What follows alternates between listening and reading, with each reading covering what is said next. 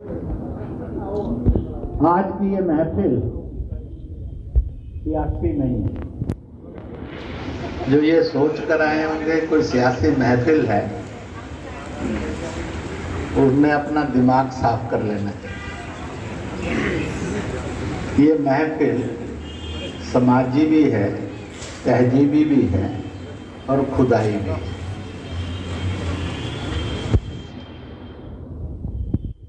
आपका चश्मा तय करता है कि आपको क्या दिखाई देगा, ऐसे ही दिमाग का नजरिया तय करता है कि आप क्या महसूस करेंगे।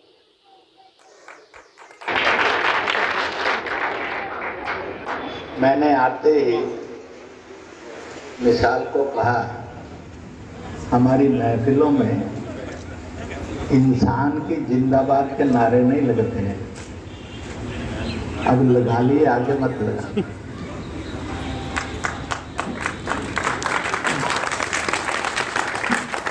इस समाजी तहजीबी और खुदाई महफिल में मंच और सामने बैठे हुए मोहतरमाओं, भाइयों बहनों, मैंने आपको खुदाई और खून के रिश्ते में याद किया।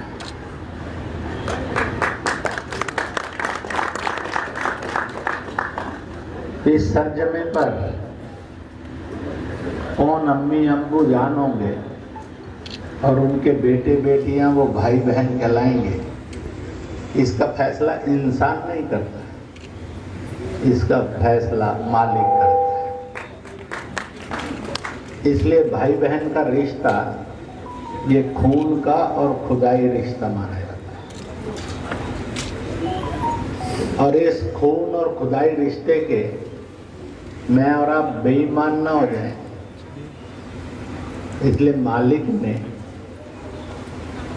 कुछ इल्म भेजे हैं, तालीम भेजी है, कुछ तहजीब भेजी है।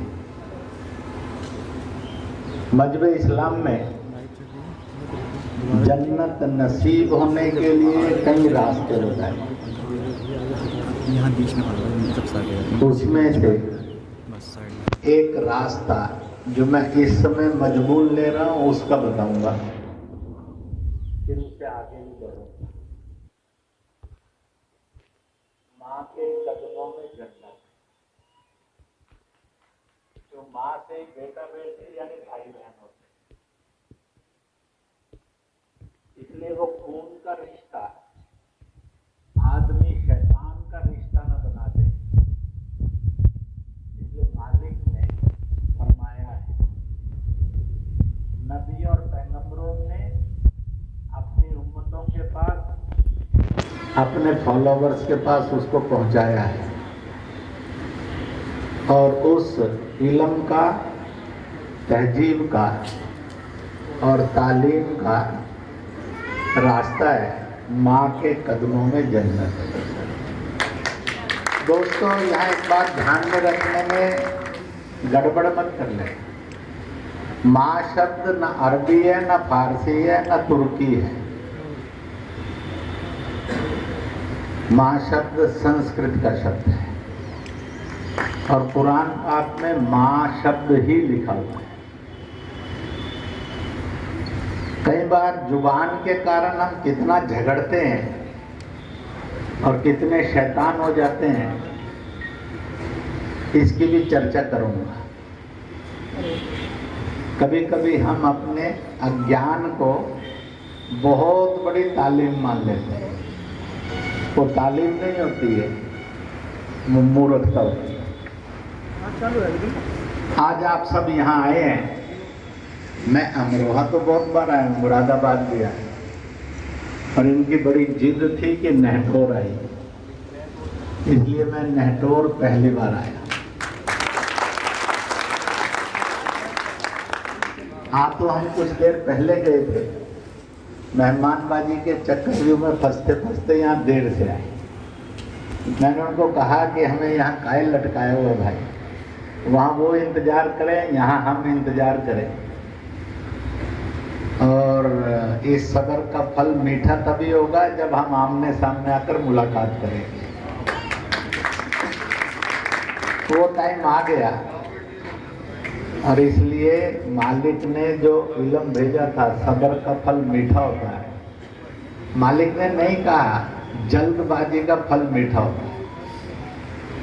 जल्दबाजी ये शैतान का दौर है, सब्र ये इंसानियत का मुकाम है। ये कहते हुए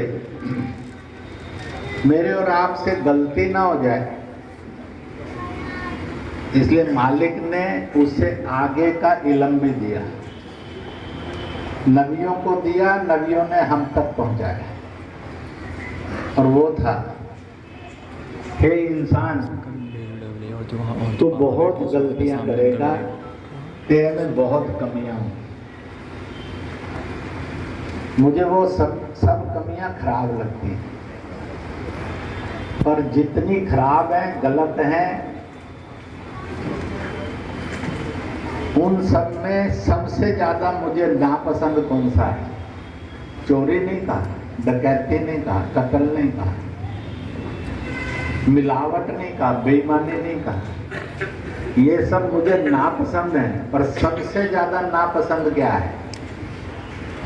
अगर मैंने पूछ लिया, जिसको पूरा ईमान और इल्म है वो बता सकता है कि सबसे ज्यादा नापसंद क्या है? जरा हाथ खड़ा करो। झूठ झूठ, हाँ नफरत। चलिए, हाँ। और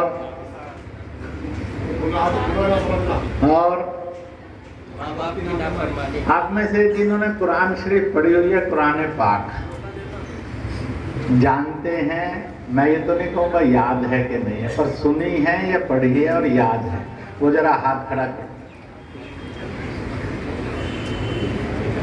कुरान पाक सुनी है, पढ़ी है या याद है, तीनों में से कोई भी कंडीशन है वो हाथ खड़ा कर सकते, नीचे कर लीजिए। इन चंद लोगों के लिए तालियां बजा दीजिए, कम से कम नेक काम किया। कुरान पाक ने बहुत साफ इल्म भेजा है दोस्तों, और इसलिए खुदा, अल्लाह, रब, गॉड, ईश्वर, परमेश्वर, परमात्मा, वाहेगुरु फरमाता है कुरान पाक में, मुझे सबसे ज्यादा नापसंद कुछ है तो तलाक है।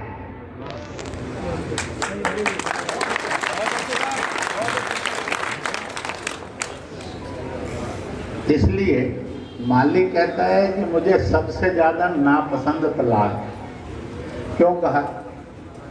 मजहब इस्लाम में माना जाता है कि रिश्ते मालिक के सामने तय होते हैं, धरती पर नमाजे जाते हैं।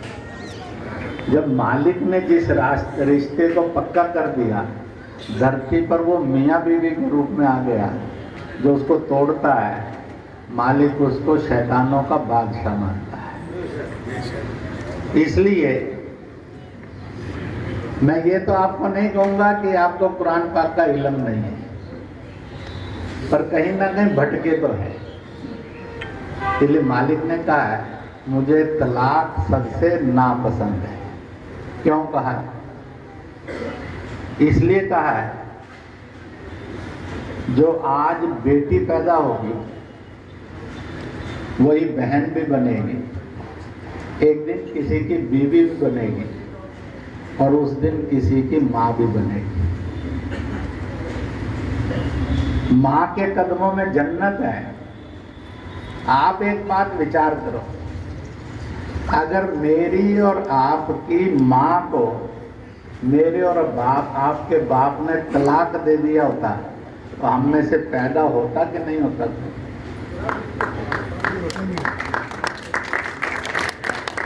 कोई पैदा नहीं हो सकता। गलत फहमी में मत दीजिए सब।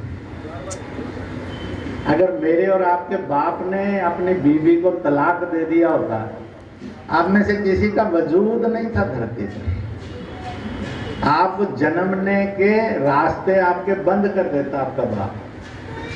तो जिस बाप ने अपनी बीवी को तलाक दिया वो आपके जन्म का दुश्मन है कि दोस्त है?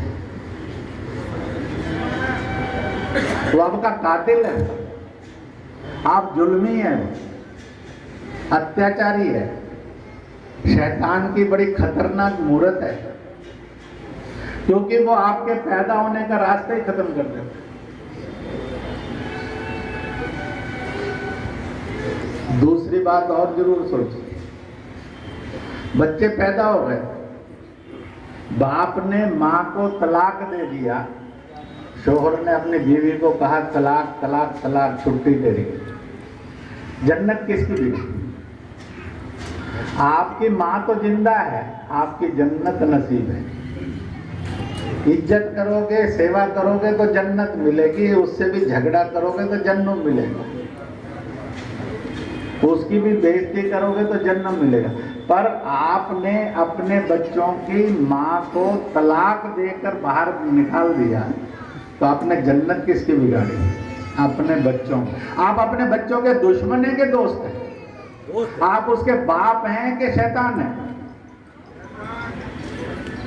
आपको अपने बच्चों की जन्नत को बदनाम करने का, खराब करने का हक किसने दिया? रसूल ने नहीं दिया, मालिक ने तो बिल्कुल नहीं दिया। आपने ले किससे लिया?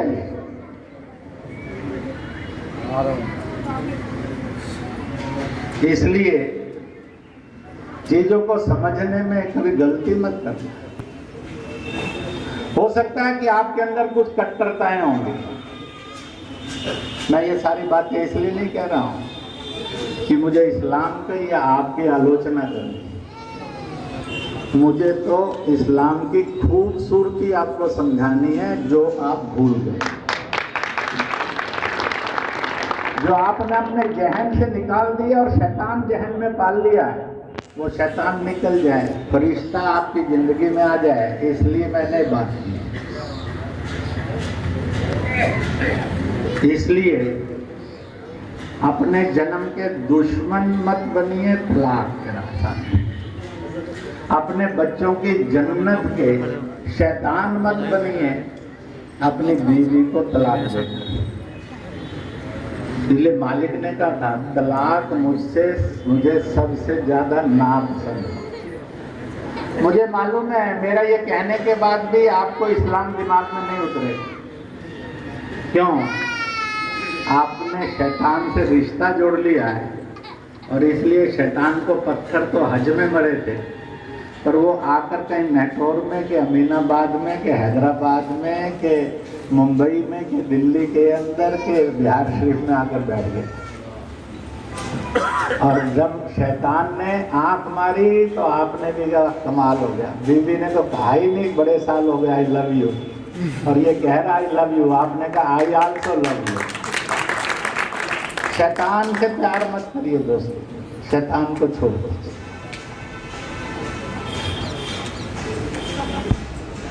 अपनी जन्नत को जन्नों में मत करिए, उसको जन्नत बनाए रखने के लिए जिंदा रहिए। और इसलिए कुरान पाक यहाँ पर और साफ कहता है, तेरा एक निकाह है, तेरे मन में आता है कि तू इतना ताकतवर है, इतना पैसे वाला, ईमान वाला, अच्छा है, एक और संतान करनी, एक और बीवी करनी है, तो पहली बीवी की रजामंदी से ही तू दूसरी बीवी कर सकता है। उसकी रजामंदी मिली नहीं और आपने शैतान का रास्ता मिलाकर पहली बीवी को बेदखल कर दिया। आप होते कौन है? आप इंसान नहीं है, मुसलमान भी नहीं है, आप तो शैतान से भी गिर जाएंगे। ऐसा क्यों गिरना चाहते हैं?